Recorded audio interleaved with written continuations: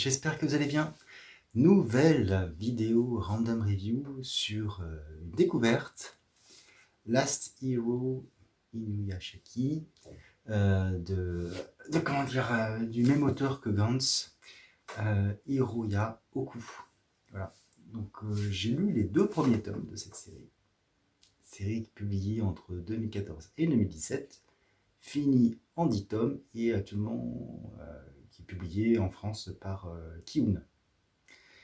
Alors, de quoi ça parle? C'est simple, on suit donc ce personnage, Inuyashiki, Ichiro Inuyashiki, qui est un salaryman assez classique, sauf que en fait, il fait 20 ans de plus, sa famille le déteste, il est vraiment sujet à des tremblements. Je vais vous montrer quelques planches. Il est pathétique. Voilà, on le voit là, il est tout transpirant, il tremble, il a les cheveux blonds, il a l'air vraiment d'avoir 80 ans, alors qu'il a que 58 ans.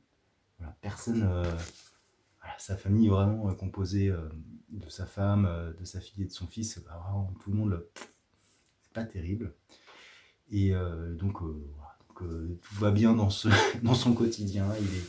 Il est comment dire, il est à la fois une personne qui voudrait faire le bien, mais qui est trop lâche pour le faire, qui ne va pas appeler la police quand il voit quelqu'un se faire agresser, qui n'a pas vis-à-vis de certains jeunes qui font un peu le bazar, il n'a pas comment dire, il va pas jusqu'au bout de ses pensées, il s'arrête en chemin, il s'écrase.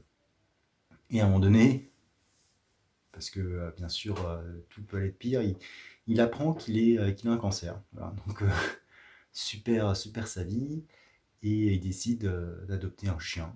Voilà. Et ce qui devient finalement son seul compagnon. Et un jour, en promenant son chien, il arrive près d'une colline et il y a quelque chose qui se produit. Alors je ne veux pas vous le révéler parce que ça serait vous spoiler justement tout le sel de ce manga, je pense. Donc il va se passer quelque chose qui va changer radicalement sa vie. Voilà. Et cette chose qui s'est produite, en fait, il n'était pas le seul. Il y avait une deuxième personne qui était avec lui sur cette colline quand cet événement s'est produit. Et voilà. Et donc on a comme dans Gantz, une espèce d'opposition de la science-fiction, un discours au-delà de la violence qui est assez intéressant.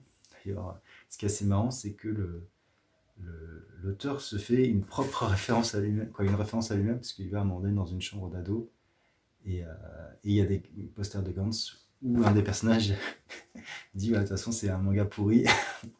Donc c'est assez marrant. En tout cas, l'auteur ne manque pas d'humour et de recul vis-à-vis de son œuvre, ce qui est plutôt pas mal.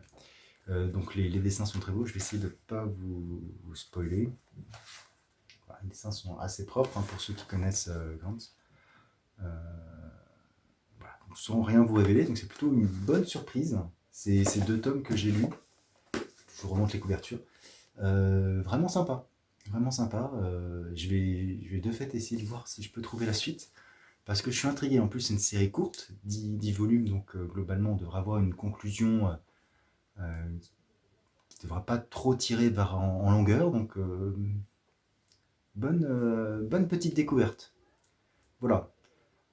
Si cette vidéo vous a plu, n'hésitez pas à liker, disliker, commenter surtout si vous l'avez lu. Moi, ça m'intéresse de savoir si vous l'avez lu et ce que vous en pensez, sans spoiler, effectivement, pour ceux qui voudraient commencer. Et puis, si mes vidéos vous plaisent, n'hésitez pas à vous abonner aussi, c'est gratuit. Voilà. Et sur ce, je vous dis ciao.